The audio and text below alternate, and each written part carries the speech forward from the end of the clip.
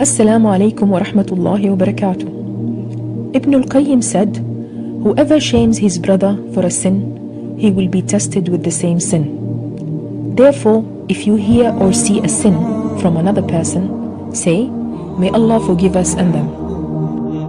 Ibn Umar, may Allah be pleased with him, said, Wallahi, I fear if I shame a woman for her pregnancy, I would end up pregnant. Don't sit and watch people and look for their faults, and do not expose them or spy on them.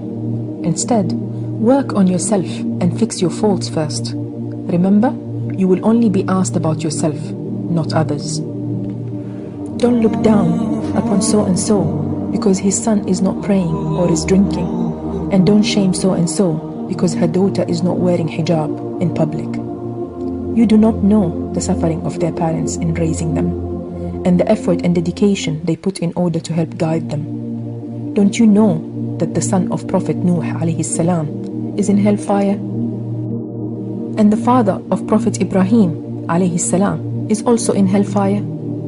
So stop assuming destinies and translating intentions.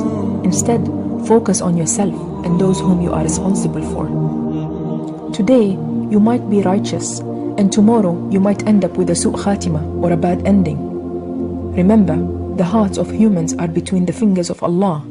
They turn like the turning of boiling water. Always make sure to ask yourself, who guided you to what you're in except Allah?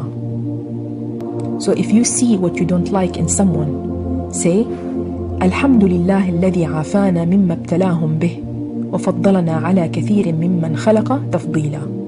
Rabbi aslihhum wa thabbitna.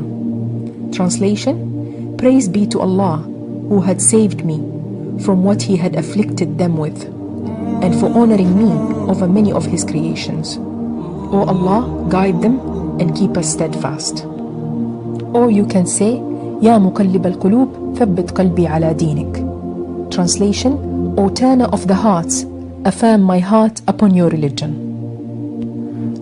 Abu Hanifa, may Allah have mercy on him, had an alcoholic neighbor whom he tried to advise on so many occasions until he got tired and left him.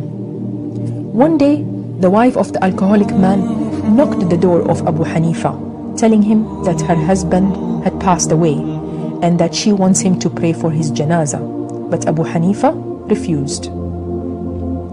Later that day, Abu Hanifa saw the man in his dream walking between the gardens of heaven, saying, Tell Abu Hanifa, Alhamdulillah, that Jannah was not in his hands. When Abu Hanifa woke up, he rushed to the wife of the deceased and asked her, how was he before his death?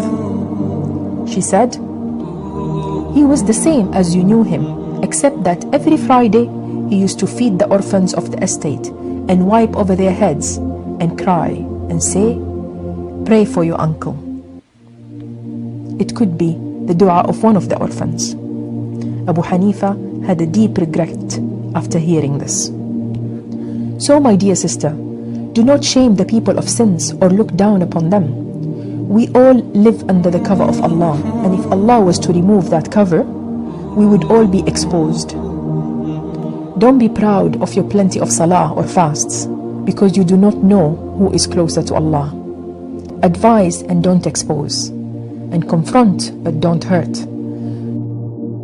Don't be arrogant and don't mock, and remember that days turn exactly as the hearts turn.